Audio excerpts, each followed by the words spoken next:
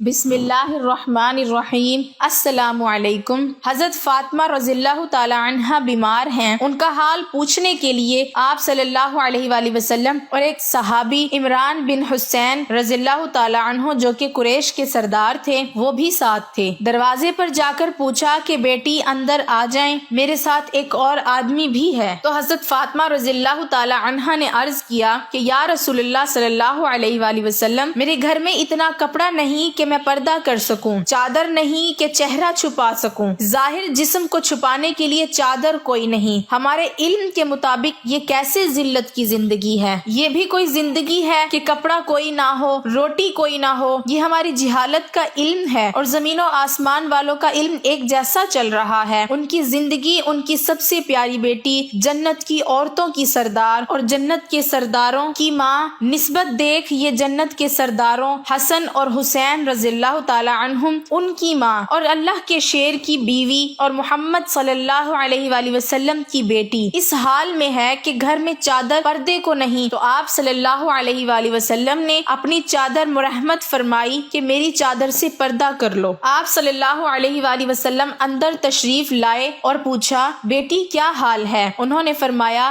یا رسول اللہ صلی اللہ علیہ وآلہ وسلم، پہلے بھوک تھی کہ 2 مہمان اور آ گئے، بھوک دور کرنے کو کوئی اسباب نہیں، روٹی نہیں، بیماری کے علاج کے پیسے نہیں، تو حضور اکرم صلی اللہ علیہ وآلہ وسلم نے گلے سے لگایا اور آپ صلی اللہ علیہ وآلہ وسلم بھی رونے لگے۔ اللہ اکبر! طائف کے پتھروں کی بارش میں رونا نہیں آیا اور یہاں رونا آیا۔ اے بیٹی غم نہ کرو، اس ذات کی قسم جس نے تیرے باپ کو نبی بنایا ہے، آج تیسرا دن ہے میں نے بھی ایک لقمہ تک نہیں کھایا ہے۔ تیرے گھر میں فاقہ ہے تو تیرے باپ کے گھر میں بھی فاقہ ہے۔ یہاں یہ بول فرمایا کہ میں کہنے لگا تو مجھے یہ سارا واقعہ یاد آ گیا تو شروع کر دیا۔ یہاں یہ بول میرے رب نے مجھ پر پیش کیا کہ آپ چاہیں تو سارے عرب کے پہاڑوں کو سونا بنا دوں۔ عرب کے پہاڑ، مکہ اوزر پہاڑ کے درمیان پہاڑ سونا بن جاتا تو اس سے کیا ہوتا؟ سارا عرب ہی پہاڑی علاقہ ہے۔ آگے فرمایا پھر یہ بن کے کھڑے نہیں رہیں گے، آپ کے ساتھ چلیں گے۔ آپ صلی اللہ علیہ وآلہ وسلم کو توڑنے کی اور کاٹنے کی مشقت میں نہیں ڈالوں گا، جتنا فرمائیں گے اتنا ہو کر سامنے آئیں گے۔ میں نے انکار کیا، اے بیٹی پھر کیا چاہیے؟ میں نے کہا مجھے یہ چاہیے کہ ایک دن بھوکا رہوں اور ایک دن کھانا کھاؤں، تو میری امت کے اکثر لوگ فقیر ہوں گے، ان کی تسلی کے لیے کہ تمہیں روٹی نہیں ملی، ارے تمہارے بیٹے کے علاج کے لیے پیسے نہیں مل رہے، تو تمہارے نبی کی سب سے محبوب بیٹی کی دوا کے لیے پیسے نہیں ملے تھے، تمہارے بیٹوں کو پہننے کے لیے کپڑے نہیں مل رہے، تو تمہارے نبی کی پیاری بیٹی کو بھی جسم ڈھانپنے کے لیے کپڑے نہیں تھے، یہ صرف امت کی غریبوں کی تسلی کے لیے تھے۔ اب یہاں ہماری عقل برباد ہوئی، ان گاڑیوں اور کوٹھیوں کو عزت کا معیار بنایا گیا۔ پھر تو قارون سب سے بڑا عزت والا تھا، اس جیسے شخص دولت والا آدمی دنیا میں کوئی نہیں گزرا، نہ آئندہ کوئی آئے گا۔ اللہ نے خزانوں سمیت اس کو غرق کر دیا کہ کہا بیٹی میں خود بھوکا ہوں، میرے رب نے تو کہا تھا کہ یہ پہاڑ سونا بنا دوں، میں نے کہا نہیں، جب بھوک لگے گی میں تجھے یاد کروں گا، تیرے سامنے آہوزاری کروں گا،